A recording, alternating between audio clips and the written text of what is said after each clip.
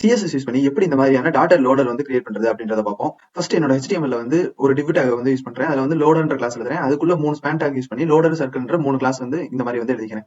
அடுத்ததா என்னோட style.css file வந்து ஓபன் பண்றேன். ஃபர்ஸ்ட் அந்த லோடர்ன்ற கிளாஸுக்கு வந்து சில ஸ்டைல் வந்து ஆட் பண்றேன். பேக்ரவுண்ட் கலர் இந்த கலர் கொடுத்துருக்கேன். அடுத்து ஓவர்ஃப்ளோ பாத்தீங்கன்னா ஹிடன் கொடுத்துறேன். வித் வந்து 100%, ஹைட் 100%, அதே மாதிரி பொசிஷன் வந்து பிக்சல் கொடுத்துறேன். டாப் 0, லெஃப்ட் 0 செட் பண்ணிடுறேன். டிஸ்ப்ளே வந்து ஃபிளெக்ஸ்ன்ற மாதிரி கொடுத்துறேன். அலைன் ஐட்டம் சென்டர் கொடுத்துறேன். ஜஸ்டிஃபை சென்டர் கொடுத்துறேன். அடுத்ததா பாத்தீங்கன்னா அந்த சர்க்கிளுக்கு வந்து சில CSS ஆட் பண்ணுவோம். அதுல வந்து பாத்தீங்கன்னா பார்டர் ரேடியஸ் வந்து 100% கொடுத்தாச்சு. அடுத்து பார்டர் வந்து 5px சாலிட் கிரீன் கலர் கொடுத்தாச்சு. அடுத்ததான் மார்ஜின் வந்து 10px கொடுத்தாச்சு. சர்க்கிள் வந்து எனக்கு இப்ப கிடைச்சிருச்சு. அடுத்ததான் வந்து பாத்தீங்கன்னா இதுக்கு சில அனிமேஷன்ஸ் ஆட் பண்ணுவோம். ஃபர்ஸ்ட் இருக்க சர்க்கிளுக்கு வந்து எனக்கு அனிமேஷன் வேணும்னால nth சைடுல 1 கொடுத்துறேன். அதுக்கு வந்து பாத்தீங்கன்னா அனிமேஷன் வந்து ப்ரீலோடன்ற நேம்ல .6 செகண்ட் வந்து ஈஸி அவுட் ஆல்டர்னேட் இன்ஃபினிட் கொடுத்துறேன். ஆல்டர்னேட் கொடுக்கறனால எனக்கு வந்து ரிவர்ஸ்ல வந்து இது எனக்கு மாறிக்கிட்டே இருக்கும்.